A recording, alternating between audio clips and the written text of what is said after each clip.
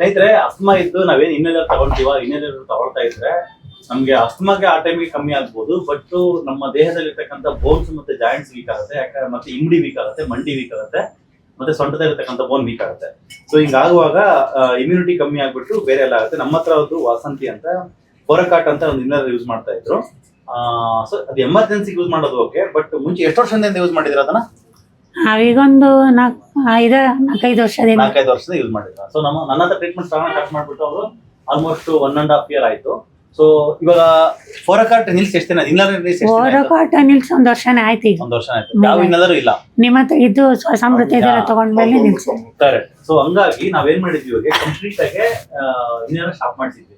ಇನ್ನೆಲ್ಲ ತಗೊಂಡಕ್ಕಂತ ಅವಶ್ಯಕತೆ ಬಂದ್ಬಿಟ್ಟು ಏನಾದ್ರು ಅಸ್ತಮಾ ಇದ್ರೆ ತಗೊಳ್ತೀವಿ, ಅಂದ್ರೆ ವೀಸಿಂಗ್ ಪ್ರಾಬ್ಲಮ್ ಆಗಿದ್ರೆ ತಗೊಳ್ತೀವಿ. ತಗೊಳ್ಳುವಾಗ ಸೈಡ್ ಎಫೆಕ್ಟ್ ಆಗುತ್ತೆ. ಡೈರೆಕ್ಟ್ ಆಗಿ ನಾವು ಇನ್ನರ್ ನಿಲ್ಸಿ ಅಂತ ಅಂದ್ರೆ ಆ ವೀಸಿಂಗ್ ಯಾವ್ದೋ ಸೊಲ್ಯೂಷನ್ ಹೇಳ್ಬೇಕು. ಆ ಸೊಲ್ಯೂಷನ್ ಹೇಳ್ಬಿಟ್ಟು ಆಗ ವೀಸಿಂಗ್ ಕಡಿಮೆ ಆಗಿದೆ ಅಂದ್ರೆ ಅವ್ರು ಸುಮ್ನೆ ಯಾರು ತಗೊಳಕ್ ಇಷ್ಟಪಡಲ್ಲ. ಆ ತರ ಕಾಸ್ಟ್ ಇರ್ತಕ್ಕಂಥ ಮೆಡಿಸಿನ್ಸ್ ಆಗ್ಲಿ ಇನ್ನೆಲ್ಲರೂ ಯಾರು ಯೂಸ್ ಮಾಡಕ್ ಇಷ್ಟಪಡಲ್ಲ. ಸೊ ಸಡನ್ ಆಗಿ ನಿಲ್ಸಿ ಅಂತ ನಾವ್ ಹೇಳೋದಕ್ಕೆ ನಾವೇನ್ ಮಾಡಿದ್ವಿ, ರೂಟ್ ಕಾಸ್ ಮೇಲೆ ವರ್ಕ್ ಮಾಡಿದ್ವಿ. ರೂಟ್ ಕಾಸ್ ಏನಿತ್ತು ಅವ್ರಿಗೆ ಬೇಸಿಕಲಿ ಆರೇ.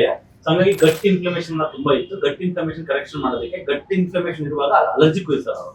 ಸೊ ಅಲರ್ಜಿಕ್ ಅಂತಂದ್ರೆ ರೆಸ್ಪಿರೇಟರಿ ಅಲರ್ಜಿ. ಸೊ ಈ ಅಸ್ತಮಾದಲ್ಲೇ ಕಂಟಿನ್ಯೂ ಆಗುತ್ತೆ. ಸೊ ಗಟ್ ಕ್ಲೆನ್ಸಿಂಗ್ ಆದ್ಮೇಲೆ ಗಟ್ ನಾರ್ಮಲ್ ಆಗ್ತಾ ಹೋದಾಗೆ ಅವ್ರಿಗೆ ಅಸ್ತಮಾನು ಕಡಿಮೆ ಆಯ್ತು. ನೋವು ಎಷ್ಟು ಕಡಿಮೆ ಆಗಿದೆ ಓವರ್ ಆಲ್ ನಿಮ್ಗೆ? ನಾವು ಈಗ ಇದು ತಗೊಂಡ್ಮೇಲೆ ಸ್ವಲ್ಪ ಕಡಿಮೆ ಆಗಿದೆ. ₹1 ಎಷ್ಟು ಕಡಿಮೆ ಆಗಿದೆ? ಪರವಾಗಿಲ್ಲ, ಒಂದು 90-80% ಕಡಿಮೆ ಆಗಿದೆ. ಇನ್ನೂ ಕಡಿಮೆ ಆಗಿದೆ. ಮತ್ತೆ ಈ ಅಸ್ತಮಾನು ಕಡಿಮೆ ಆಗಿದೆ. ಅಸ್ತಮಾ ಕಡಿಮೆ ಆಗುವಾಗ ಇನ್ನೇನಾದ್ರು ಯೂಸ್ ಮಾಡೋದು ಕೂಡ 1 ವರ್ಷ ಆಗಿದೆ. 1 ವರ್ಷದಿಂದ ಯೂಸ್ ಮಾಡಿಲ್ಲ. ಸೊ ಈ ತರ ನಿಮ್ಗೂ ಕೂಡ ಅಸ್ತಮಾ ಎಲ್ಲ ಇತ್ತು ಅಂತಂದ್ರೆ ಕರೆಕ್ಟ್ ಆಗಿರೋ ಡಾಕ್ಟರ್ಗಳಿಗೆ ತೋರಿಸ್ಕೊಂಡ್ಬಿಟ್ಟು ರೂಟ್ ಕಾಸ್ ನ ಅಡ್ರೆಸ್ ಮಾಡಿಸ್ಕೊಂಡು ಅದು ಇನ್ನೇಲರ್ನ ಸ್ಟಾಪ್ ಮಾಡಿಸ್ಕೊಳ್ಳಿ. ಇಲ್ಲಾಂದ್ರೆ ಅದರಿಂದ ಬೋನ್ ವೀಕ್ ಆಗ್ಬಿಟ್ಟು ಒಂದಲ್ಲ ಒಂದಿನ ಅದು ತುಂಬಾ ಪೇನ್ ಕೊಡುತ್ತೆ, ಮತ್ತೆ ತುಂಬಾ ಸಮಸ್ಯೆ ಮಾಡುತ್ತೆ. ಸಡನ್ ಆಗಿ ಇನ್ನೇನಾದ್ರು ಸ್ಟಾಪ್ ಮಾಡಕ್ ಹೋಗ್ಬೇಡಿ. ಆ ರೂಟ್ ಕಾಸ್ ಅಡ್ರೆಸ್ ಮಾಡಿ ಅಸ್ತಮಾದಿಂದ ಫಸ್ಟ್ ಹೊರಗೆ ಬರ್ತಾ ಇನ್ನೇನ ಸ್ಟಾಪ್ ಮಾಡ್ಬೇಕು. ಸುಮ್ಮನೆ ಸಡನ್ ಆಗಿ ಸ್ಟಾಪ್ ಮಾಡ್ಬಿಟ್ಟು ಇದು ವೀಸಿಂಗ್ ತುಂಬಾ ಜಾಸ್ತಿ ಆಗಿ ನಿಮ್ಗೆ ಸ್ಯಾಚುರೇಷನ್ ಡ್ರಾಪ್ ಆಗೋಕ್ಕಿಂತ so scientifically root cause address ಮಾಡಿ ನೀವು ಡೀಲ್ ಮಾಡಿದ್ರೆ ನೀರನ್ನ ಸ್ಟಾಪ್ ಮಾಡ್ಬೋದು. ಮತ್ತೆ ಅಸ್ತಮಾ ಎಪಿಸೋಡ್ಸ್ ಕೂಡ ಬರೋದು ಅವಳ. ಇವಾಗ ನಿಮ್ಗೆ ಅಸ್ತಮಾ ವೀಸಿಂಗ್ ಯಾವಾಗ ಬರುತ್ತಾ ನಿಮ್ಗೆ?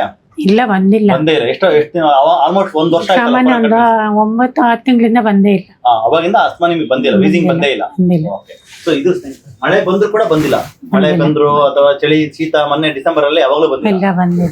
ಸೊ ರೂಟ್ ಕಾಸ್ ಅಡ್ರೆಸ್ ಆಗಬೇಕು. ನಿಮ್ ಕರುಳಲ್ಲಿ ನಿಮ್ಮ ಆರೋಗ್ಯ ಇದೆ, ಕರುಳನ್ನ ಸರಿ ಮಾಡ್ಕೊಂಡು ನೀವು ಟ್ರೀಟ್ಮೆಂಟ್ ತಗೊಂಡಿದ್ರೆ ಕಂಪ್ಲೀಟ್ ರೆಡಿ ಆಗುತ್ತೆ ಅಂತ ಹೇಳ್ತಾ ಈ ಮಾತು ಮಾಡ್ತೇನೆ.